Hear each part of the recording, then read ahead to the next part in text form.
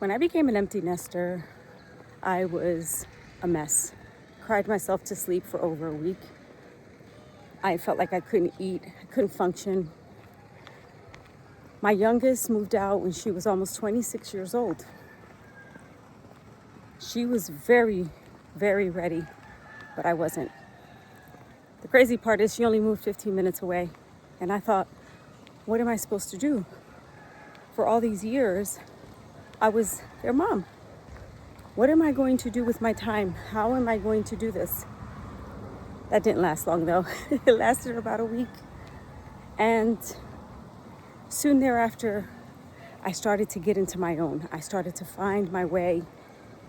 And about a month in, I really, really started to get that feeling of, oh, I understand.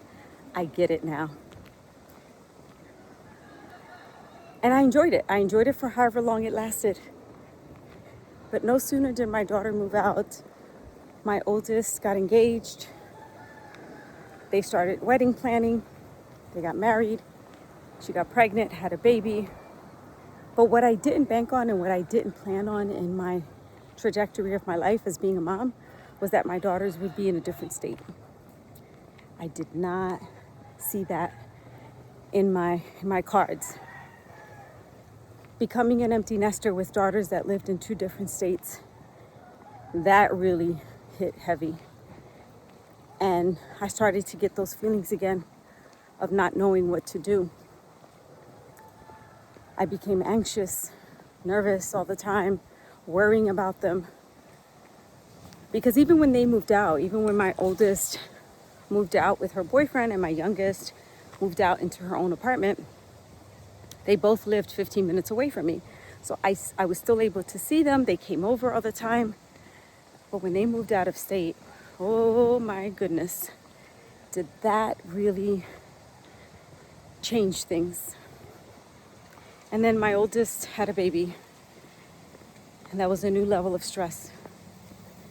And what I found myself feeling in this journey of being a grandmother with a granddaughter that lived out of state was guilt.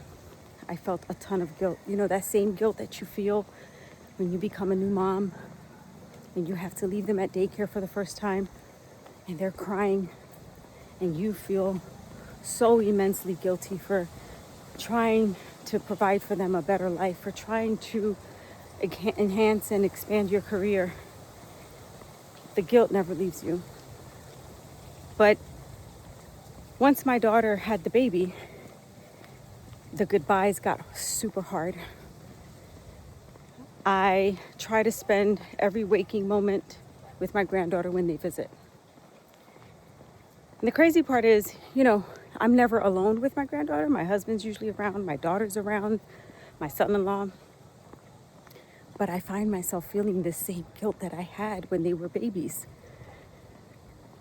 And I felt that today, very, very heavy. My daughter is going in for a C-section tomorrow morning. So this is the last real day that we have with my granddaughter being an only child. And I've been putting that pressure on myself, all on me.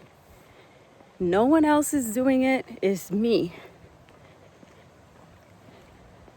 And I don't know if there's other grandmothers that do the same.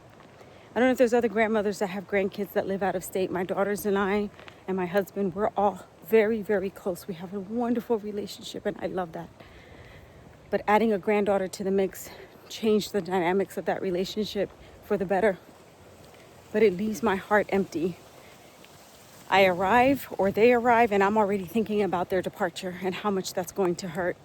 So today, because I know this, I know that it's her last day of being an only child and me wanting to spend every waking moment, I've put myself to the side. And while this is all temporary, you know, going at this stage in my life in post-menopause is not always ideal. You know, for the last 9 days, I have literally put myself last. Rightfully so, because my daughter needs us. She has a hard time walking. She has a lot of swelling. Her back hurts, right? And as a mom, we want to take care of them. But I can't take care of them. I can't take care of her. I can't take care of my new grandson when he arrives and my granddaughter who's extremely busy if I do not fill up my tank. So today I decided it's okay, Lisa. You can go out for a walk. You can spend 45 minutes on you, and that's what I'm doing here. I'm sharing this as a reflection point.